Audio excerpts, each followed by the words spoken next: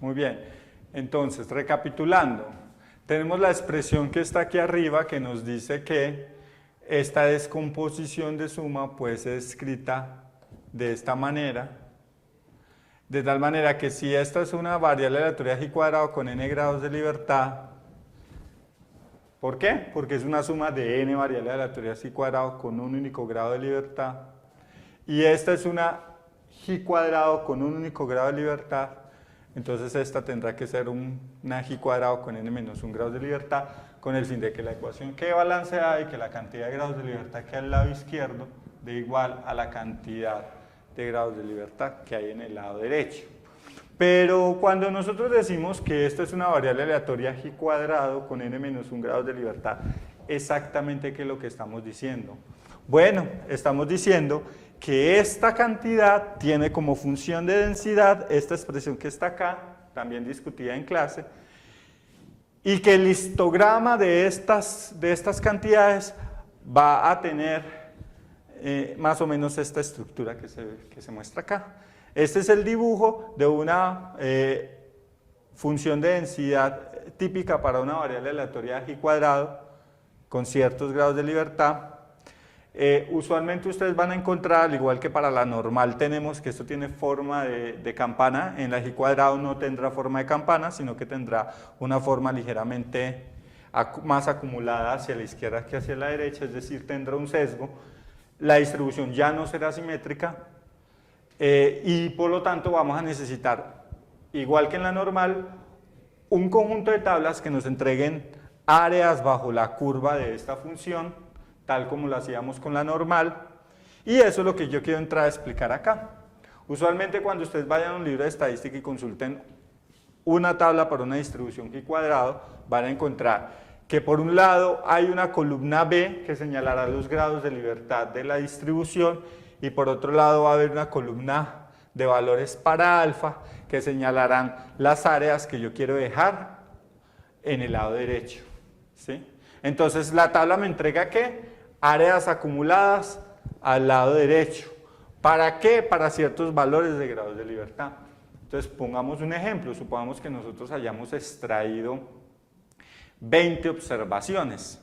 Como estamos diciendo que esta variable aleatoria tiene n menos 1 grados de libertad, tendríamos una g cuadrado con 19 grados de libertad, entonces tendríamos que ir a buscar acá a lo largo de esta fila los 19 grados de libertad y después definir el alfa para el cual queremos calcular la g cuadrado. ¿El alfa qué me lo define? El alfa me lo define el problema. Usualmente trabajamos con alfas de valores pequeños como 0.05 o 0.01, eso me lo define el contexto del problema, y cuando estemos haciendo ejemplos prácticos pues vamos a ver exactamente cuál es el alfa que conviene definir.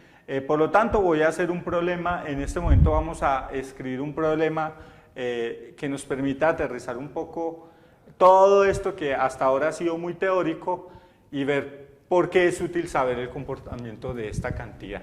¿Ok? Entonces, para eso voy a determinar un poco en explicar que la g cuadrado, esta distribución surge cuando nosotros queremos sacar conclusiones sobre el comportamiento, ya no de la media de una población, sino de la varianza de una población. O sea, la g cuadrado va a ser fundamentalmente útil para hacer inferencias o deducciones sobre el comportamiento de una varianza poblacional, cuando esta es desconocida y nos vemos en la obligación de estimarla a través de los datos que pudimos capturar en la muestra aleatoria que extrajimos de la población. En ese sentido, vamos a escribir un problema que permita ver esa parte y vamos a hacer los cálculos necesarios para ir sintiendo un poco lo que esto nos indica.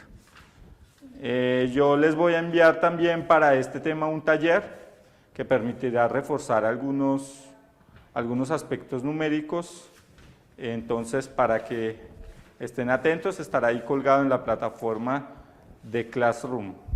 También voy a habilitar unos espacios de discusión para las dudas que puedan surgir en el uso de la tabla g cuadrado y en la solución de diferentes problemas. Vamos a ver este problema, lo voy a escribir acá.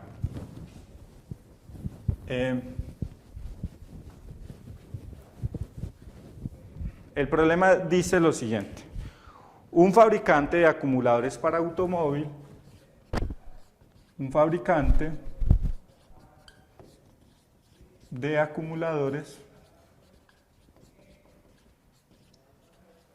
para automóvil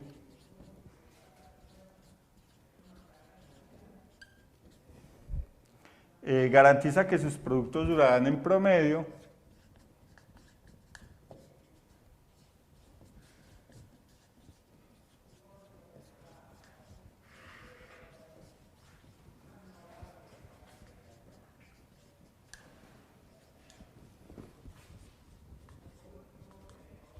en promedio 3 años, con una desviación estándar de 1 año.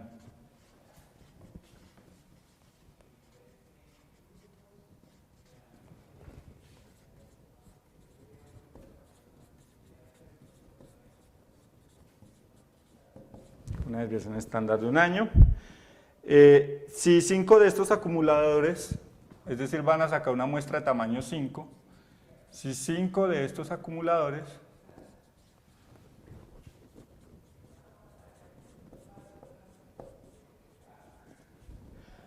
tienen duraciones de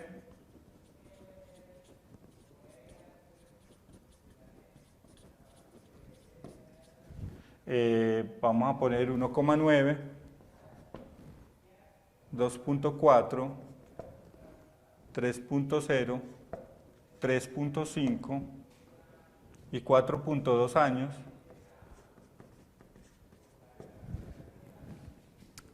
estará aún convencido el fabricante,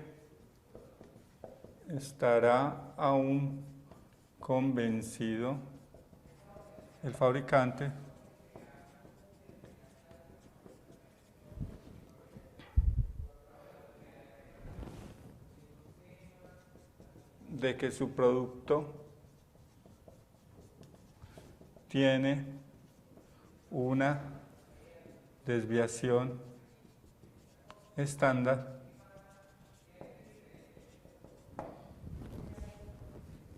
de 1 año.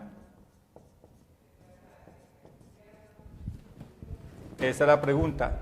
Note que a diferencia de los ejercicios que hemos hecho hasta ahora, la pregunta ya no es alrededor de la media poblacional, sino la pregunta es alrededor de la desviación estándar de la población.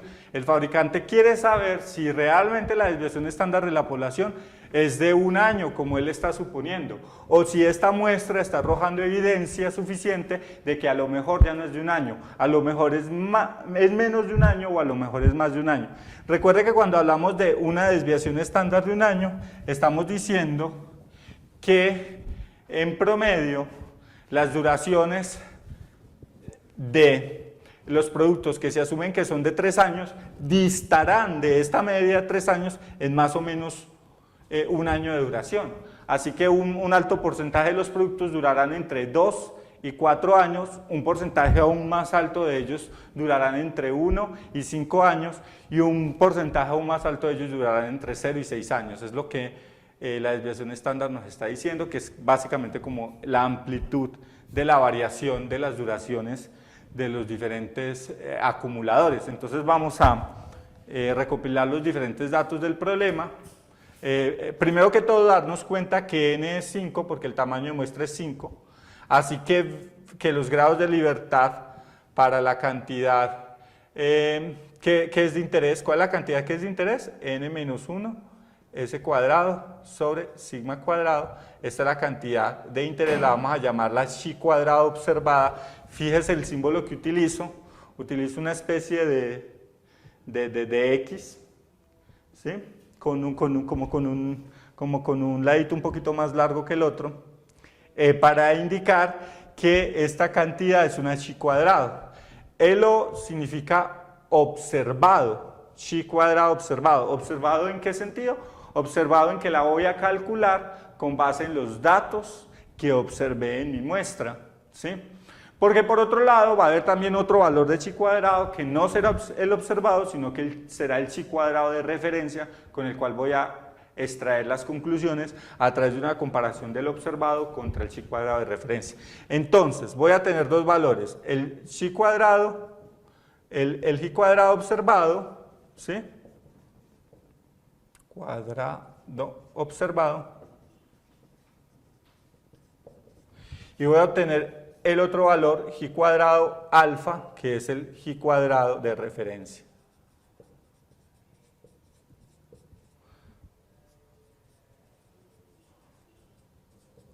La comparación de los dos me permitía responder la pregunta de si el fabricante estará aún convencido de que su producto tiene una desviación estándar de un año. Procedamos primero con el observado, que sería el más sencillo de calcular. Para calcularlo basta con reemplazar simplemente los valores que tengo en la expresión. Entonces vamos a mirar. Ya tengo el n, entonces fácil, aquí puedo reemplazar ese n. Me falta calcular el S cuadrado. El S cuadrado es la desviación estándar de la población. Dijimos al inicio de la clase que S cuadrado se puede calcular como sumatoria desde i igual a 1 hasta n de xi menos x barra al cuadrado sobre n menos 1. Pero ¿cuál es el inconveniente de esa fórmula? Que yo no conozco x barra. Entonces primero voy a tener que calcular x barra. X barra por definición es el promedio de todas las observaciones que están en la muestra. Entonces yo voy a tomar todas las observaciones, las voy a sumar, ¿sí? Voy a dividir entre 5, ¿sí? Y eso me dará como valor, a ver, me dice que el valor de ese promedio es, según el libro de texto,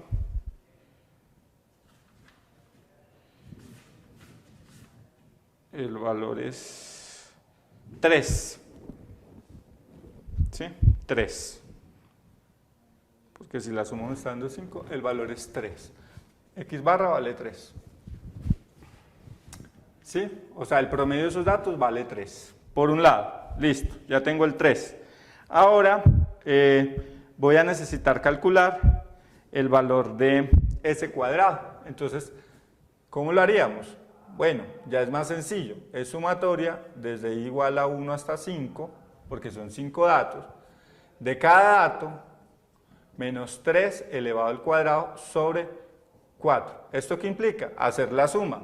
Por ejemplo, el primer dato es 1.9, entonces 1.9 menos 3 al cuadrado, más 2.4 menos 3 al cuadrado, más 3.0 menos 3 al cuadrado, más hasta 4.2 menos 3 al cuadrado sobre 4. Los reemplazos arrojan un valor de S cuadrado de 0.815. Entonces ya tengo S cuadrado, ya tengo n menos 1 que sería 4, me faltaría saber quién es sigma cuadrado. Por lo general, sigma cuadrado será precisamente la varianza que el fabricante está suponiendo en el problema. Él está suponiendo que la varianza de la desviación estándar de sus acumuladores es de un año. Es decir, él está asumiendo que sigma es de un año, ¿sí? Entonces, si sigma es de un año, él está asumiendo que sigma cuadrado es 1 cuadrado. Es decir, él está asumiendo que sigma cuadrado es 1. Entonces, por un lado le dio una varianza muestral de 0.815, pero por otro lado él está asumiendo que la desviación poblacional es 1. Está claro que este valor está siendo más pequeño que este. La pregunta que nos debemos hacer es si este valor es suficientemente pequeño como para asumir que la varianza poblacional no es realmente 1, sino menor que 1. Para poder saber si este valor es suficientemente pequeño, yo tengo que tener algún criterio de referencia para comparar. Lo primero que voy a hacer es calcular este chi cuadrado. Este chi cuadrado observado será entonces 5 menos 1 por el valor de ese cuadrado que me dio 0.815 sobre 1. Es decir que esto me da un chi cuadrado observado de 3.26.